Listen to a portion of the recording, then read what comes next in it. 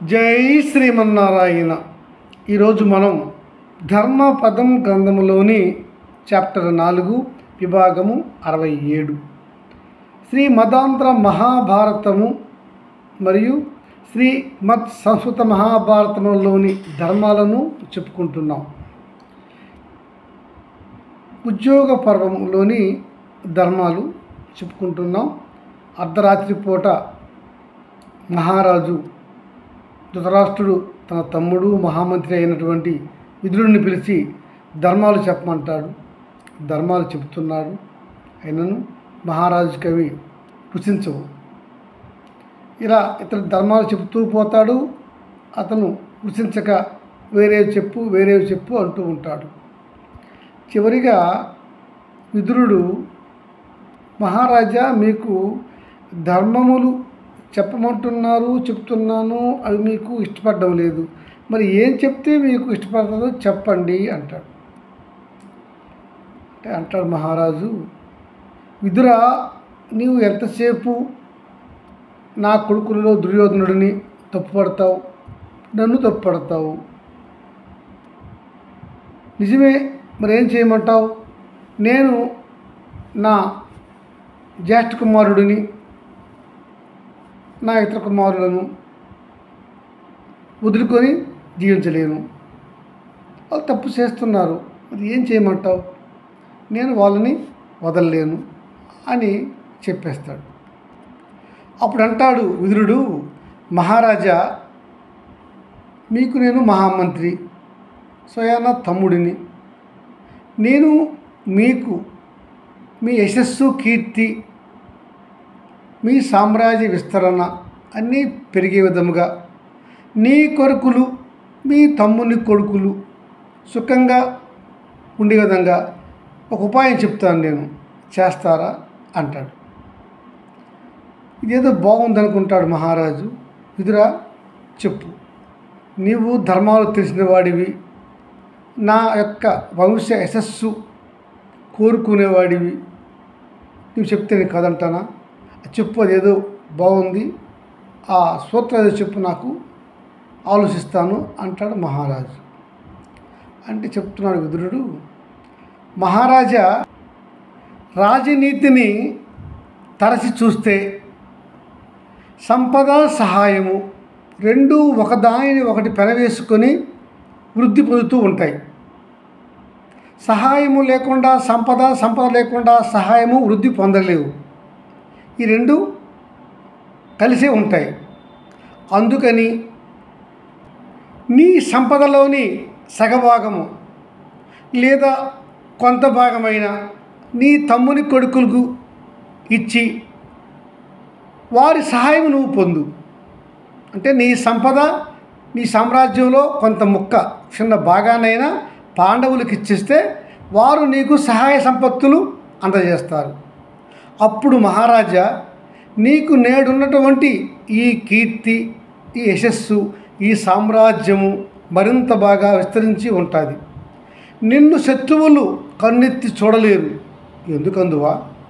నీకు నేడు అనుకూలంగా ఉన్న దేశాలతో బాటుగా పాండవులకు అనుకూలంగా ఉన్న దేశాలు మత్స్య దేశము, అలాగే పాంచాల దేశము, శ్రీకృష్ణునికి అనుకూలంగా ఉన్న యదువంశ రాజులు 4 విధాలుగా ఉన్నారు. యదు, కాంబోజ, అందక దేశాలు నీకు అనుకూలంగా మారుతాయి. అంటే నీకు మిత్ర దేశాలు అవుతాయి. ఇప్పటికే నీకు కళింగ దేశము, గాంధార దేశము, కర్ణుని దేశము ఇవన్నీ నీకు అనుకూలంగా ఉన్నాయి కదా. వీటితో పాటు పాండవులకు చుట్టాలైనటువంటి వారి దేశాలు కూడా నీకు అనుకూలంగా మారిపోతాయి. అంటే అవి కూడా నీకు మిత్ర దేశాలైపోతాయి.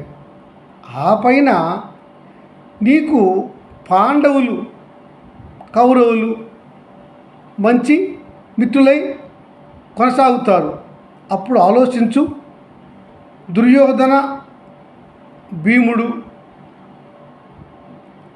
కర్ణుడు, అర్జునుడు, నకులు, సహదేవులతో పాటుగా మీకు ఇతర దేశ రాజులు అందరూ ఒకే ఛత్రం కిందకి వస్తారు. ఆ పైన మీ మనుమలు అభిమన్యుడు, లక్ష్మణుడు లాంటి వారందరూ కూడా మిత్రులుగా మారిపోతారు. అందరూ కలిసి పెద్ద సామ్రాజ్యాన్ని ఏర్పాటు చేస్తారు. అప్పుడు నీ యశస్సు, కీర్తి ఏ విధంగా పెరుగుతాయో ఆలోచించుకొనుము. ఎవరి రాజ్యాలు వారు పరిపాలించుకుంటూ సుఖంగా ఉంటారు. నీవు మొత్తం ఈ భూమండలానికి చక్రవర్తివై ఉంటావు. ఆంధ్రరాజులు నీకు గొడుగు పడతారు. నీ మాట కాదని ఎన్నడూ కూడా పాండవులు ముందుకు వెళ్ళరు. ఇది ఎలా ఉంది? ఇలా నువ్వు ఆలోచించి చేస్తే నీకు యశస్సు, కీర్తి, నీ యొక్క సామ్రాజ్యం పెంపుదల, నీ వంశోద్ధరణ అన్నీ కూడా జరుగుతాయి. ఇది ఆలోచించి చూడు మహారాజా అని ఒక ధర్మమైనటువంటి రాజకీయ సలహా ఇచ్చాడు విదురుడు తన మహారాజుకి. అర్థమైంది మహారాజుకు. అలా చేయమంటావా సోదరా? అయితే అని ఆలోచిస్తాడు. ఇందులో ఆలోచనకి ఏమీ లేదు మహారాజా. ఒక చిన్న పని మీరు చేయాలి. మీరు పాండవులకు మున్ను ధర్మంగా ఏది ఇచ్చారో చిన్న సామ్రాజ్యము, ఆ సామ్రాజ్యాన్ని వారికి ఇచ్చిస్తే చాలు. పాండవులు వారి యొక్క బంధు రాజ్యములన్నీ కూడా నీకు గొడుగు కాస్తాయి. ఇందులో అనుమానమే లేదు. ఆ చిన్న ధర్మకార్యం చేయండి. అయితే నిజంగా నీవు నీ తమ్ముని కొడుకులపైన వాత్సల్యాన్ని చూపించు, ధర్మంగా ప్రవర్తించు. తప్పక నేను చెప్పిన పథకము ఫలించును అని అంటాడు. కానీ మహారాజా, ఒకవేళ మీపైన గౌరవంతో ధర్మరాజాదులు నేడు ఊరకున్నా కూడా రాబోయే కాలంలో వారు తమకు సామ్రాజ్యం లేకపోతే ఊరుకొనరు. వారి తండ్రి ఆస్తి వారికి రాక ఎలా పోతుంది అనే క్వశ్చన్ ప్రశ్న వారికి వస్తుంది. కనుక మీరు ధర్మబద్ధంగా ఆలోచించండి. మీకు పోయేదేమీ లేదు. యశస్సు, కీర్తి తప్పక వచ్చును అంటాడు. నేను చెప్పే ఈ ధర్మసూత్రము అమలు కాకపోతే మహారాజా, నీ దుర్యోధనుడు ఏకఛత్రాధిపత్యంగా ఈ మొత్తం భూమండలాన్ని పరిపాలన చేయలేడు. శాస్త్రుడని నువ్వు అనుకుంటే అది పొరపాటే. ఎందుకంటే దుర్యోధనుడి కంటే బలవంతులు పాండవులు. వారికి చిన్నపాటి సామ్రాజ్యమైన లేకపోతే ఎలా ఊరుకుంటారు? ఎందుకంటే వారి తండ్రి ఆస్తి వారికి మొత్తం కాకపోయినా కొంత భాగమైన వెళ్ళాలి కదా. వారి కోరిక ధర్మమైనదే కదా. అందుకని వారు ఎటువంటి రాజ్యం మీరు ఇవ్వకపోతే మాత్రం వారు ఊరుకునే సమస్య ఉండదు. కనుక అది ఆలోచించుకోనండి. అది మీకు వారికి శ్రేయస్సు అయినటువంటి ఒక ధర్మసూత్రం చెప్పాను నేను అంటాడు విదురుడు. మహారాజు చెప్తున్నాడు, విదుర, నీకు కల్మషము లేదు, ధర్మంగా మాట్లాడుతావు. అందుకే నీవు నన్ను కటువుగా తిట్టినా కూడా ఏమి మాట్లాడను. ఎందుకంటే నీలోన స్వార్థము లేనివాడివి, ధర్మంగా మాట్లాడుతావు. నీ చెప్పే ఈ సూత్రము ధర్మసూత్రమే, మంచి రాజకీయ సూత్రమే, నేను కాదనలేను. కానీ ఏం చేయమంటావు? నా పెద్ద కుమారుడు మూర్ఖుడు, నా మాట వినడు. ఏం చేయను? వాడికి ఉన్న మిత్రులు అట్లాంటి వారు. ఆ కర్ణుడు, ఆ శకుని నా కొడుకుని సరైన మార్గంలో నడవనీయరు. నేను చెప్పినా నా కొడుకు వినడు. నన్ను ఏం చేయమందువు? సరే కానీ జరగక మానదు కదా. ఎలాగున్నా నీ మాటల ప్రకారము ధర్మం గెలుస్తుంది. అప్పుడు మనం ఏం చేయగలం? ఎలాగో ధర్మానికి విజయం తప్పదు కదా అంటూ మళ్ళా నిట్టూర్పులు విడుస్తున్నాడు మహారాజు. మహారాజా, ధర్మము గెలవక మానుతుందా? గెలవని అంటున్నావు అంటే అర్థమేమిటి? ధర్మం గెలుస్తుంది. సరే, నీ వంశం ఏమవుతుంది? నీ వంశాన్ని నాశనం చేసుకుంటావా? ఇదేనా నీ నిర్ణయము అంటాడు.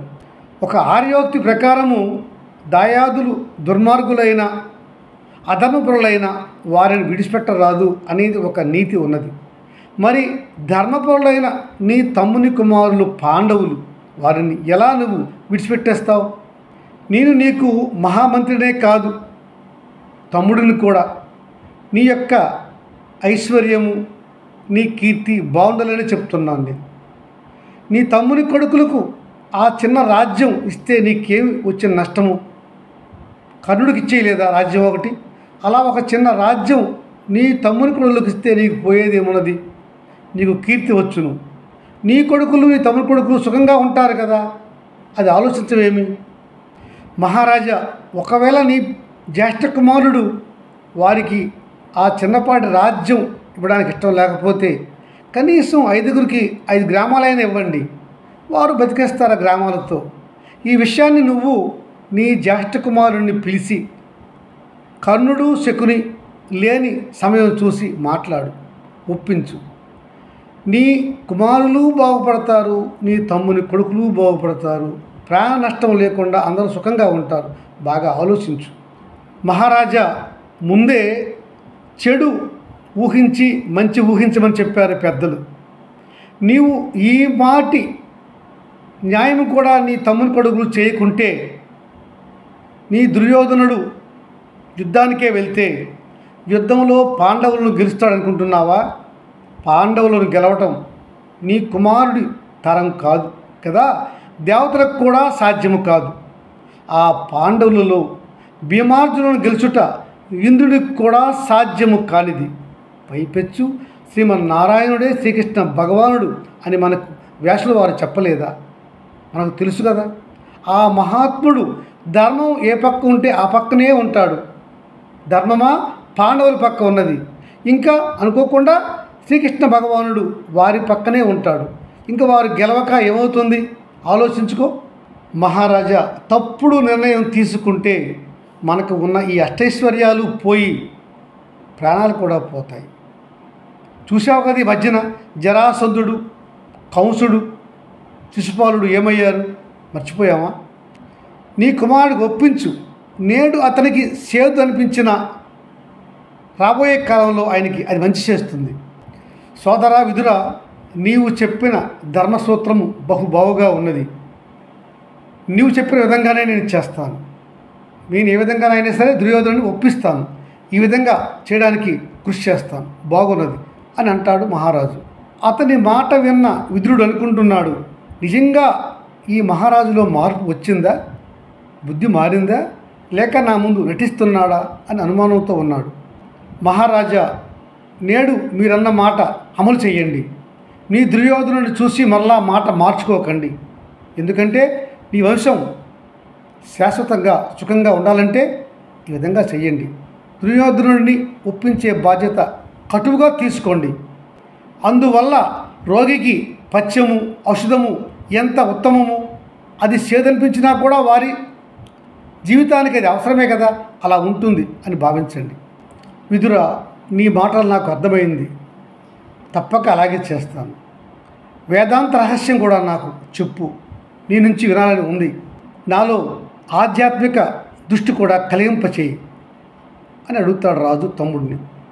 మహారాజా, నేను శూద్ర స్త్రీకి జన్మించడం వలన వేదాంత రహస్యాలను నేను నేర్చుకోవడానికి వీలు లేకపోయింది.